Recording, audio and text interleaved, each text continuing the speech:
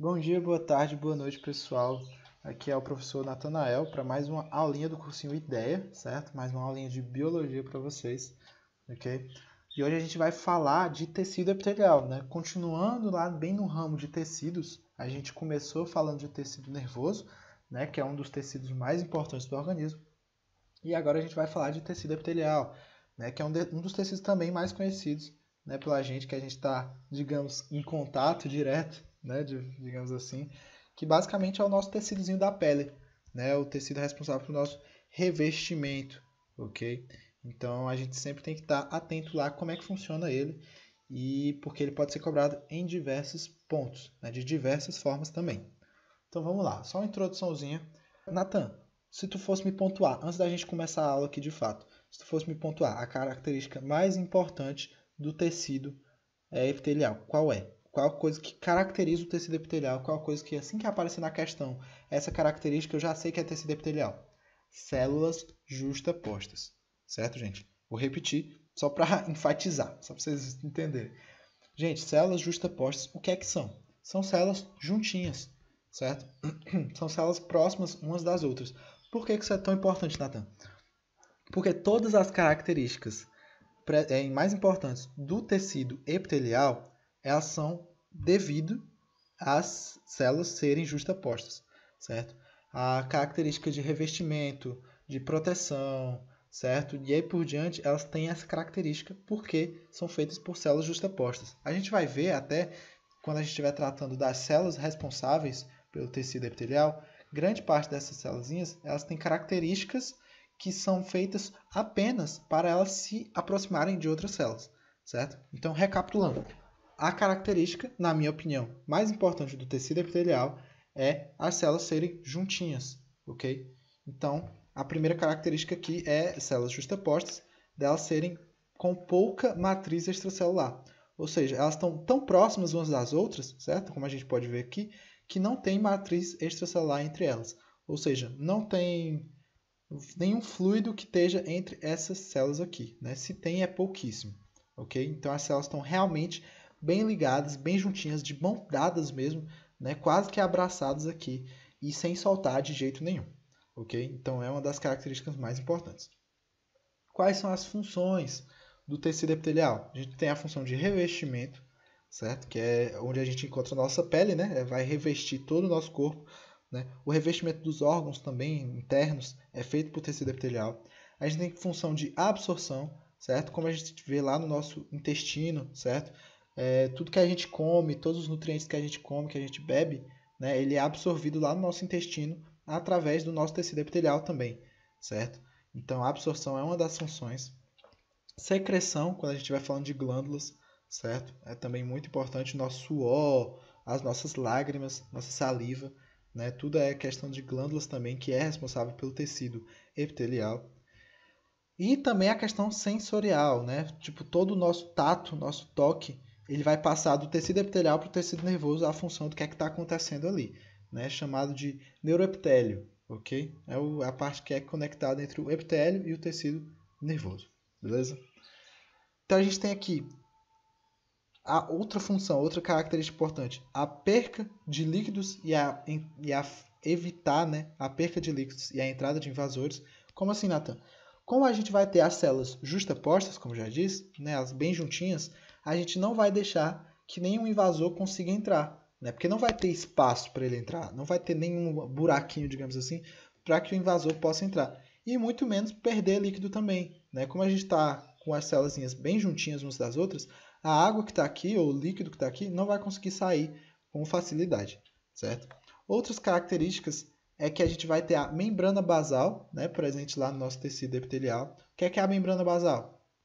É uma membranazinha que vai estar presente embaixo do nosso tecido epitelial, certo? Que basicamente ele vai servir para unir, ok? Unir nossas células do tecido epitelial com o tecido conjuntivo, ok? Então a membrana basal é muito importante também.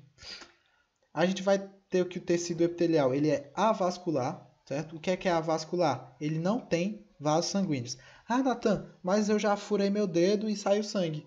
Aí quer dizer que você furou além do tecido epitelial, né? Se você já tiver observado, às vezes dá para você tirar um pedacinho de pele sem que sangre, né? Então quer dizer que tipo, quando a sua pele está descascando, por exemplo, ali é o nosso tecido epitelial que está saindo, né? Só que não está sangrando. Por que não está sangrando? Porque o nosso tecido epitelial é avascular, certo? Ele não tem vasos sanguíneos nele, ok? Ah, Nathan, e como é que é feito a nutrição dele? Como é que as células conseguem sobreviver se elas não recebem os nutrientes do sangue, né? A nutrição dele é feita por tecidos próximos, ou seja, o nosso tecido conjuntivo, que vai estar coladinho aqui com o nosso tecido epitelial, ele vai passar os nutrientes por difusão, ok? Ou seja, ele vai meio que enviar os nutrientes apenas por estarem próximos, certo? Não vai ter o próprio sangue passando aqui no epitélio, né? A gente vai ter também uma alta capacidade de mitose, ou seja, se eu corto meu dedo, um tempinho depois eu já posso ver que ele já está começando a fechar ali a cicatriz, né? Então, tipo, a alta capacidade de mitose é algo muito importante, certo? Para regenerar o tecido, ok? A gente vai ter uma divisãozinha aqui só da nossa pele, né? Que a gente pensa, a pele ela é toda feita por tecido epitelial. Mais ou menos, né? Porque a epiderme, certo? É tecido epitelial, de fato. Só que a derme, que é um pouquinho mais embaixo, já é formada por tecido conjuntivo, ok? Então eu não posso dizer que a derme é tecido epitelial, apesar de fazer parte da pele, certo? Então não posso dizer isso de forma nenhuma, ok?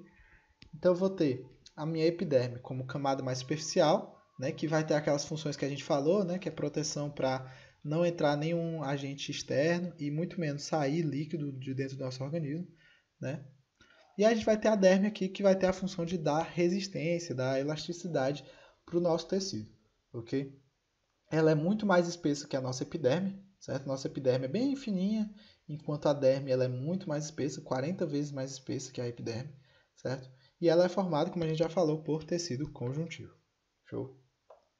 Agora vamos falar umas características das células do epitélio, né? Das células do tecido epitelial. A gente vai ter características de epitélio ciliado e epitélio com microvilosidades, certo? Ah, Natan, mas para mim é a mesma coisa. Os bichos só estão querendo dizer que eles têm uns pelinhos, mas a função é diferente, certo? O cílio, né, o epitélio ciliado, ele tem a função de locomoção, de movimentação de partículas, certo? Já as microvilosidades, ela tem a função de absorção, certo? De aumentar a área de contato para a absorção. Então, microvilosidades, absorção. Tecido ciliado, movimentação. Onde é que a gente encontra o tecido ciliado? A gente encontra na traqueia e nas tubas uterinas, certo? O que é que movimenta o óvulo lá, né?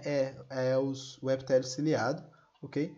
E as microvilosidades a gente vai encontrar onde precisa para a absorção de nutrientes e etc. Que vai ser no nosso próprio intestino, certo? O que é que são esses cílios e essas microvilosidades? São extensões da superfície da nossa célula, né?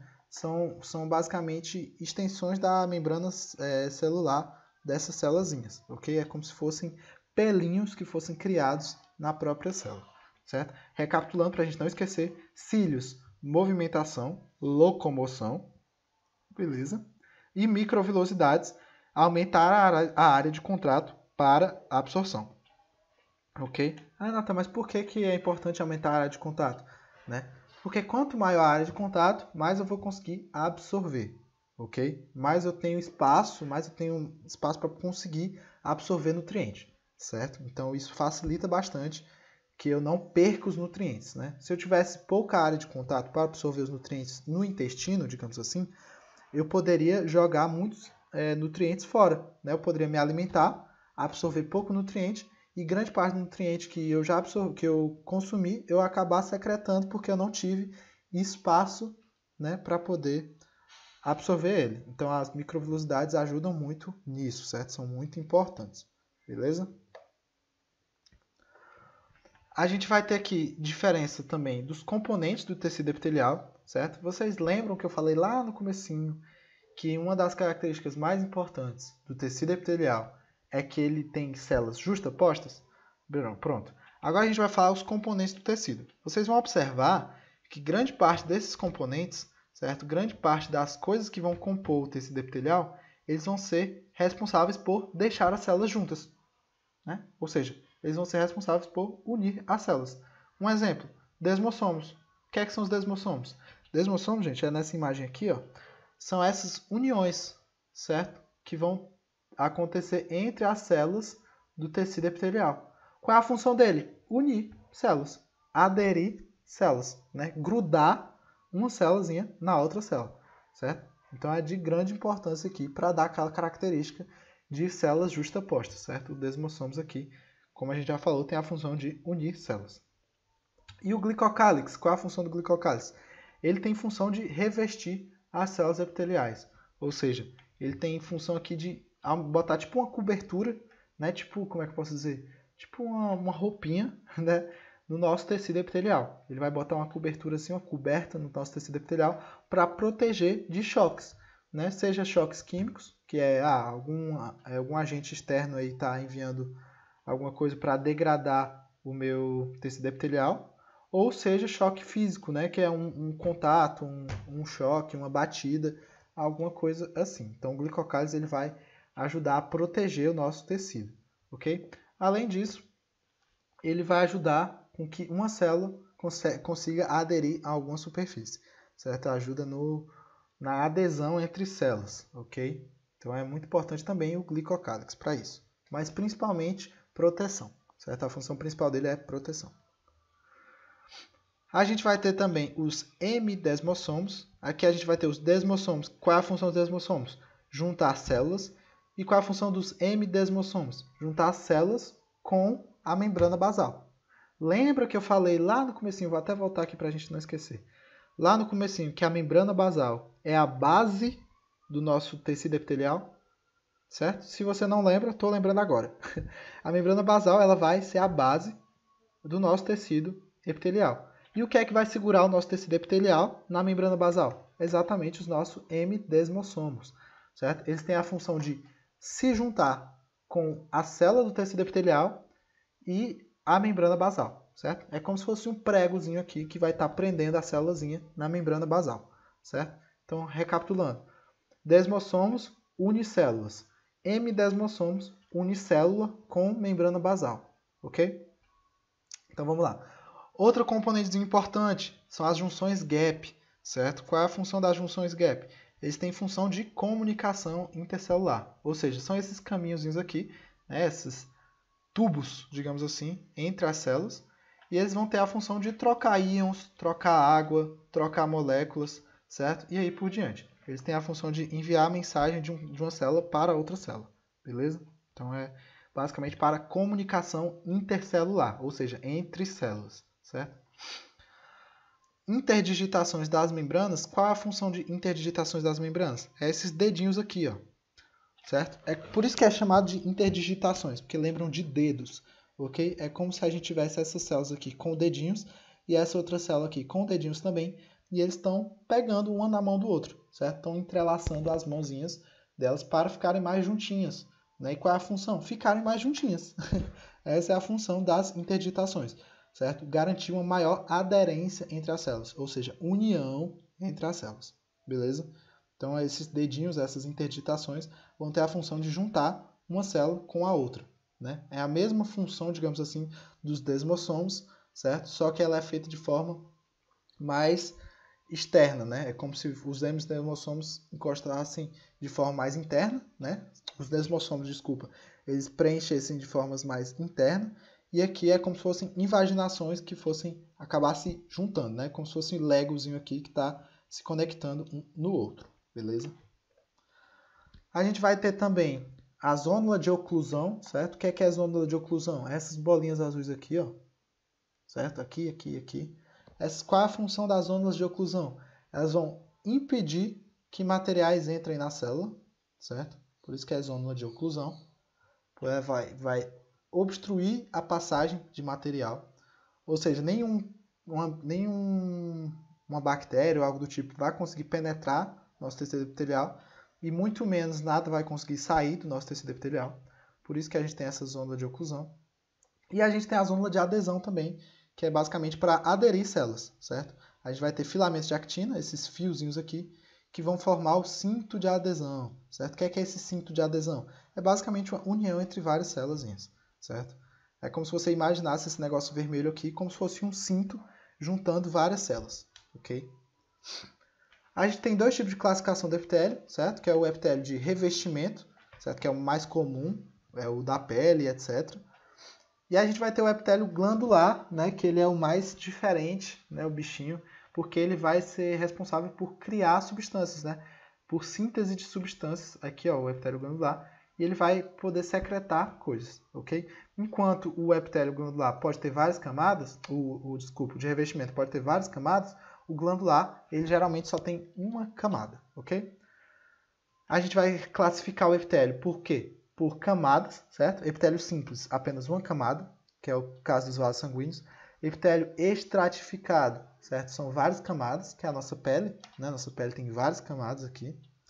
E vai ter o pseudoestratificado, que é quando eu tenho apenas uma camada de célula, só que as células são distintas, né? Uma célula grande, uma célula pequena, uma célula mais gordinha, uma célula mais magrinha, e aí por diante, que é o caso da nossa traqueia, certo? Por fórmula da célula também, certo? Que é células escamosas, né? Elas são células mais achatadas, né? São aqui, ó, células bem apertadinhas umas nas outras, ok? Aí as células cúbicas, certo? O epitélio cúbico. Células realmente de formato cúbico, né? Como a gente pode ver, mais organizadas, né? Meio uniformizadas.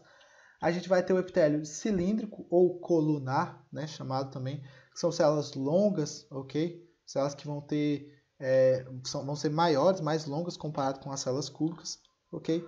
E a gente vai ter células de transição, ok? Epitélio de transição são as células, são epitélios aí que a gente vai ter células que podem mudar de formato, ok? Por exemplo, o nosso caso da bexiga, né? A gente vai ter, quando a gente está relaxado, as células em formato cilíndrico, ok? E quando a bexiga está contraída, né, distendida, a gente vai ter células aqui no formato mais escamoso, certo? Então ela vai sair desde o escamoso até o cilíndrico e aí por diante, dependendo da situação. Por isso que é de transição, ok? A gente vai ter células específicas de função, né, que são as neuroepiteliais, ok? Que a gente já até falou já, certo? São responsáveis por sentir coisas, né, que são presentes nos órgãos sensoriais, geralmente audição, olfato, paladar, certo? O cheiro que a gente sente também é por célula epitelial. E a gente vai ter também por número de células glandulares. A gente vai ter células unicelulares, ou seja, que elas fazem trabalho sozinhas, né, que é as células isoladas, que é o caso de células calciformes, certo?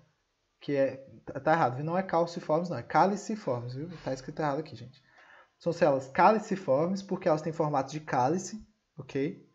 Basicamente, elas estão responsáveis lá por revestir o intestino, né? Elas são responsáveis por absorver lá os nutrientes que tem. Só que elas fazem as atividades sozinhas, né? Elas trabalham sozinhas, digamos assim. São solitárias, por isso que são chamadas de células isoladas.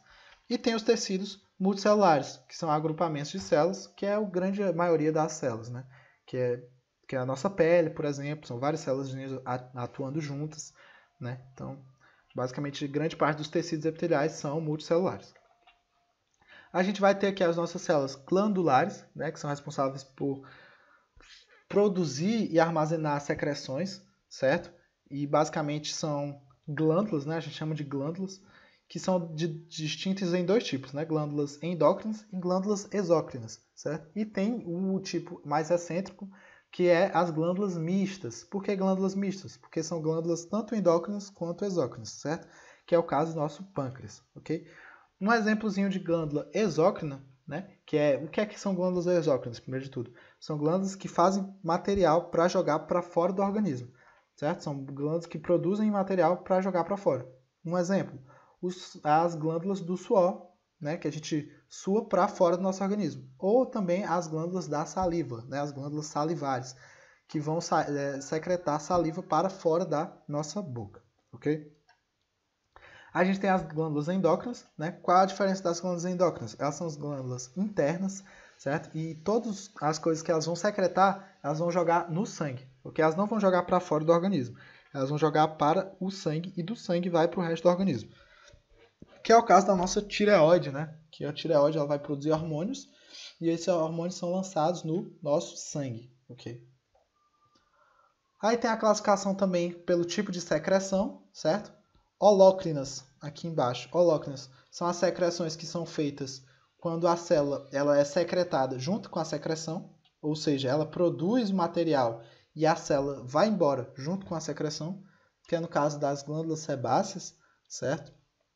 A gente vai ter as apócrinas, que é quando a célula ela secreta parte da célula e a secreção, né? A gente tem uma célula grande aqui, ela produz a secreção e parte da secreção puxa junto com ela parte da célula, né? Isso aqui é o caso das glândulas mamárias, né? As glândulas mamárias elas são glândulas apócrinas. E a gente vai ter as merócrinas, certo? Que vão ser as glândulazinhas mais tranquilas, que elas não vão se degradar, elas vão apenas secretar o material. Ou seja, a glândula está aqui, produziu a secreção e secretou apenas a secreção, certo? Ela não vai embora junto com a secreção, que é o caso da nossa saliva, do nosso suor e aí por diante.